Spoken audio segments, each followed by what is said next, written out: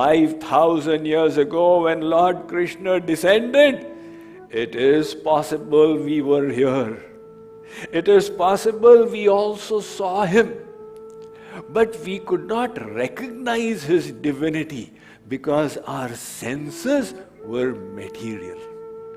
Hence the Bhagavad Gita says, Avajananti mam mudha manushim tanumashritam param bhavamajananto mama bhuta maheshwaram.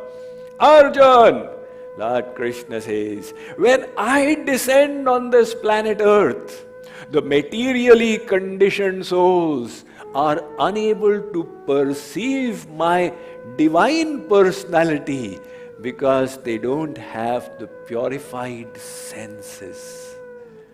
So let us not get into this misconception that if I could just see God, I'd become God realized. Take the case of Duryodhan. Duryodhan, when he was in Hastinapur and the war of Mahabharata was becoming imminent, Lord Krishna thought that let me, for the sake of the world, strive for a compromise formula so that in future people don't blame me that Krishna was present on the planet, then why did the Mahabharata happen? So Krishna said, let me show them. He went for the Sandhi, for some kind of agreement to Hastinapur. And he said to Duryodhan, the Pandavas are your cousin brothers. Duryodhan said, absolutely, Keshav. They have the right to live. Definitely, Keshav. They are princes. To live, they need some amount of land. Yes, Shyam Sundar. Give them 5 villages. There will be no war. Declared. Duryodhan said, 5 villages. Suchakam naivadasyami bina yuddhena Keshava. I will not concede to them the amount of land that could come on the tip of a needle. Sri Krishna said, now what to do with this guy? He showed his Virat Roop, the cosmic form. The same form that he will show subsequently to Arjun in the Bhagavad Gita. But Arjun, looking at it, said, Param Brahma, Param Dhama, Pavitram, Paramam Bhavan, Purusham Shashvatam, Divyamadi Devamajam Vibhum. Duryodhan said nothing of the sort. He said, who is this joker? What kind of magic is he doing? Tie him up with a rope and throw him into the cellar. See, Duryodhan had darshan, but not attainment. So there's a difference. We all likely in endless lifetimes during the avatar have probably seen Ram, Krishna, etc. But our purpose will be served when we attain God. And we will attain Him when we receive His grace. Hence in the Bhagavad Gita, Lord Krishna says, Tat prasadat param shantim sthanam prapsyasi shashvatam. Arjun, by his prasad, by his grace, you will reach the Lord. And to receive his grace, we will have to surrender to him. We will have to purify the mind through loving devotion, through Nishkam Bhakti. That is why it is of critical importance to all of us to understand the rahasya, the secret of Lord Krishna's descension, so that we don't use our buddhi. We engage in devotion with staunch faith and succeed in cultivating the positive sentiments that will purify us. So, having understood that the birth of God is divine, His form is also divine, Now let's understand, why does he descend at all? He is not calling us to his divine abode. And whenever he likes, he is coming here. What is the purpose of it? In relation to the avatar, there are a couple of shlokas in the Bhagavad Gita that everybody has heard of. Yada yada hi dharmasya glanir bhavati bharata abhyutthanam dharmasya tadatmanam srijamyam paritrāṇāya sadhūnām vināṣāya ca duṣkritāṃ dharma sansthapanārthāya sambhavāmi yuge yuge. The Lord here in these two verses explains, O Arjun, when there is a rise in dharma and a decline in dharma, at that time I descend to establish the principles of religiosity. First reason. Second reason, I descend to kill the demons. And the third reason, I descend to protect my devotees. Good? That seems to make sense. But when we ponder over it, we will find that these three reasons may be right, but they are not the most important reasons. You see, God is Sarvagya, all-knowing. He accomplishes a lot of works at the same time.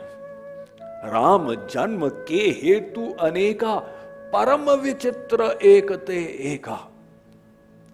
So God is Sarvagya. When he descends as an avatar, he accomplishes innumerable things.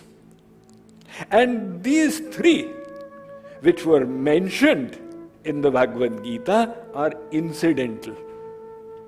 The real reason is something else. Why are they incidental? Because you say that Lord Krishna descended to establish Dharma.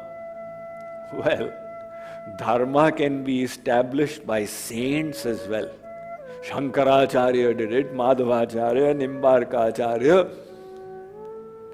And Dharma is Sanatan, eternal. God only kills the demons and protects the devotees. Dharma becomes re-established.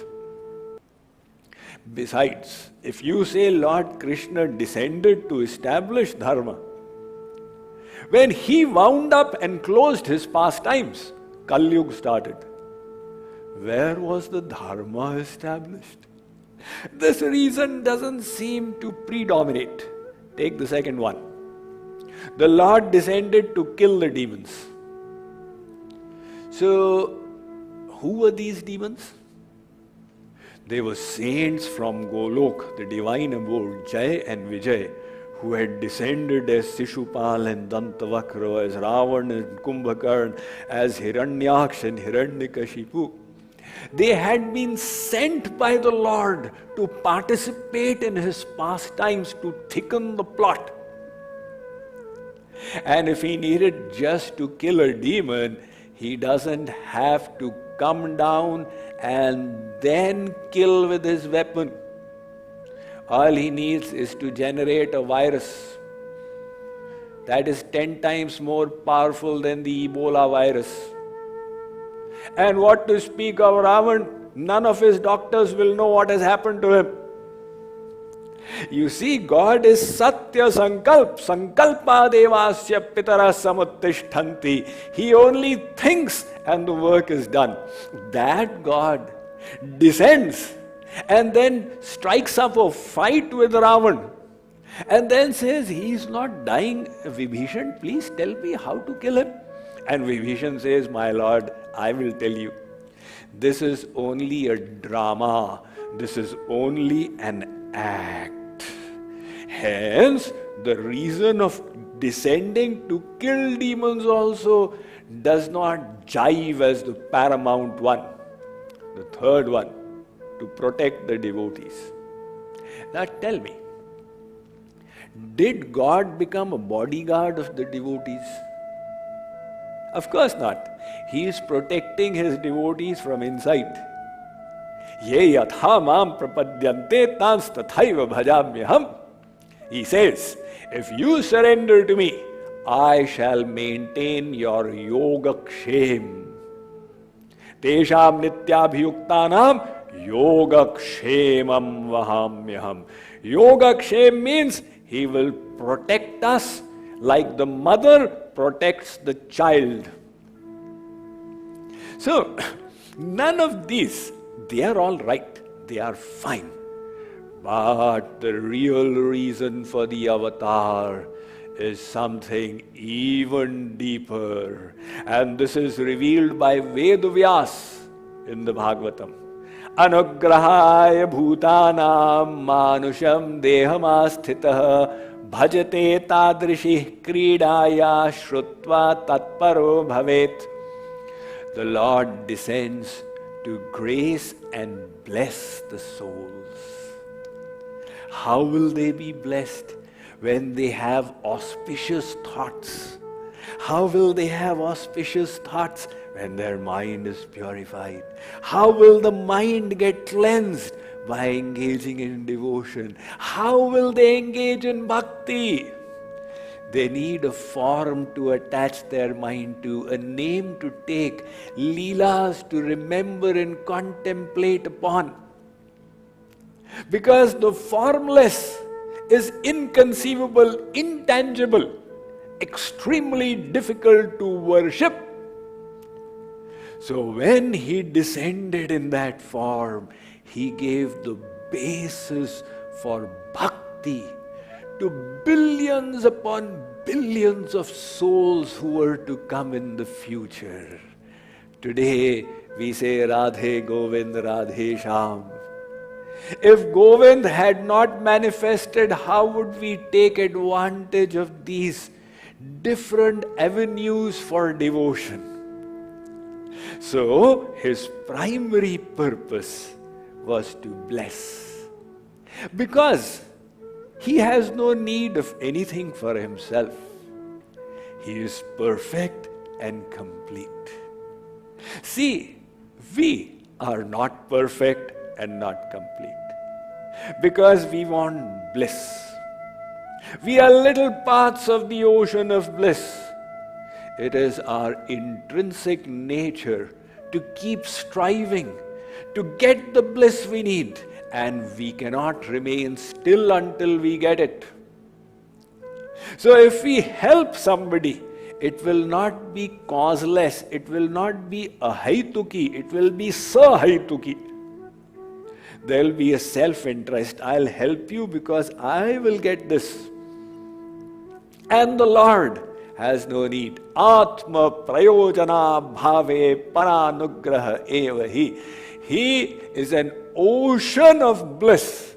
Bliss is an aspect of him. So if either he should do nothing, or if ever he does anything, there is only one reason for it: to bestow blessings upon the souls. Jagata mupakaraya Vishnu Puran. Mukhyam tasya hi karunyam. Maharshi Shandilya has said in his Bhakti Darshan, to grace the souls. Jagat Guru Sri Kripaluji Maharaj says, Karana Hari Avatar ko Kripa Akarana Jana Aparajite Karana Kahe Tinahi Gaun Kariman. The main reason was Akaran Kripa. So in the pastimes that Lord Krishna performed was a treasure chest of bhakti. But the key to it was locked. The saints who came in this age of Kali, one after the other, they took the key and opened the treasure chest. And they took out the bhakti from there and distributed to the souls. Look, You have a bonanza of Krishna Bhakti that is possible in this age of Kali. So what is that bonanza then? Let's discuss. See, Aishwarya Shravanat Bhakti Utpanna Pina Vardhate Bina Gunanusanghatvad Bhagavat Pad Padmayo. If you wish to love God, you need to feel that connection. He is mine.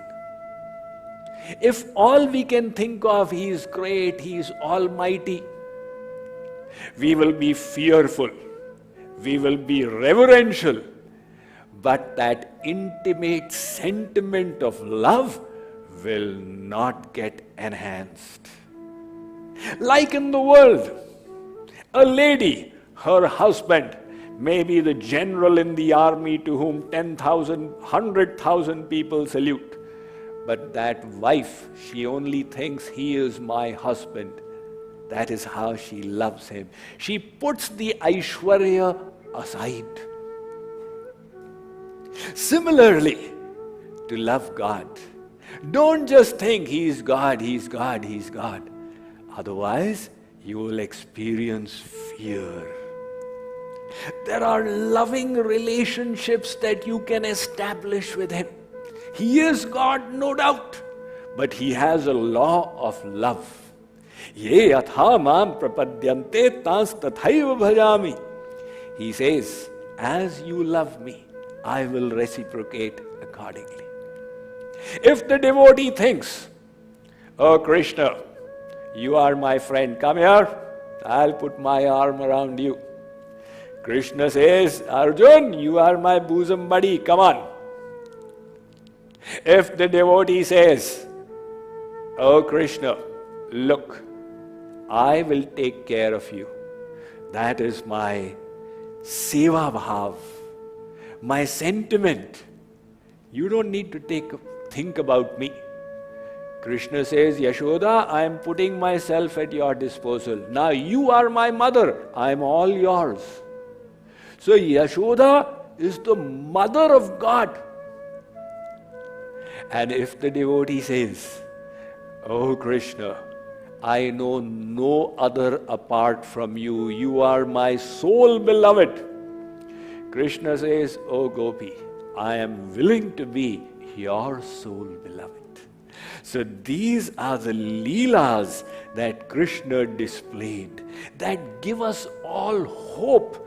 Yes, He is God, yet I can look on Him as my very own. This is the specialty of our Sanatana Vedic Dharma, which we call Hinduism. You know, devotion to God is taught around the world, often with the predominant sentiment of fear. Ya ayyuhu allazin amanutta kulla wa kunu in Allah azizun hakimun. ए ईमान वालों, अल्लाह मियाँ खुदावन ताला निहायत दंड देने वाला है. He is very annoyed and He punishes extremely. You need to follow Him. That is all very well, but there is a loving aspect of God and He subjugates Himself. This the Vedas tell us, that the highest quality of God is Bhaktavatsal, lover of His devotees. No, even higher. Bhaktavashya, He is enslaved by His devotees.